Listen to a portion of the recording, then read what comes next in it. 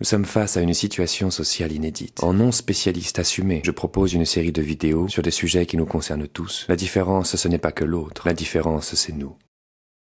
Je trouve ces discussions absolument passionnantes. Mais ça me fait peur. J'ai l'impression des fois d'être dans un épisode de Black Mirror. Et c'est marrant parce qu'il y en a qui pensent que les auteurs de films de science-fiction ont cherché à nous avertir des dangers à venir, puis d'autres qui disent au contraire qu'ils nous ont préparés à cet avenir au mille possible. Ah oui, c'est marrant. Si tu préfères, on arrête de parler de ça, on raconte des histoires drôles. Hein. C'est l'histoire de Toto qui arrive à l'école. Bon, qu'est-ce que je fais? Est-ce que je me divertis pour fuir la réalité ou bien je l'affronte? Oh, qu'est-ce qu'il est nul en histoire drôle.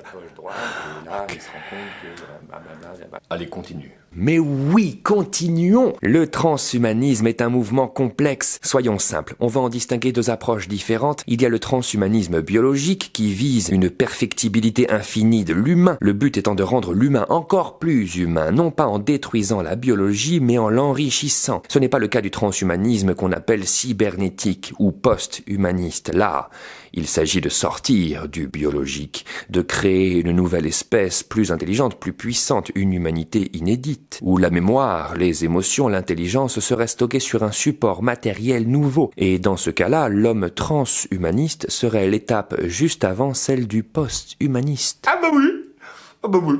Il y a des gens qui ont le projet de faire de l'humain un robot. Exactement, c'est ce qu'on appelle hybrider l'homme avec la machine. Oui, voilà. Ou bien de l'hybrider avec la connerie. Mon voisin, le Thermomix. Non mais attends, tu te rends compte de ce que tu dis? Tu sais le nombre de conneries qui circulent sur Internet? Pas besoin d'ajouter ton grain de sable pour faire sensation, hein? Mais attends, mais c'est pas que des projets, c'est pas que de la sensation, il y a des recherches concrètes, c'est plus que du sérieux. Eh ben voilà, ce que j'ai dit, il faut en parler.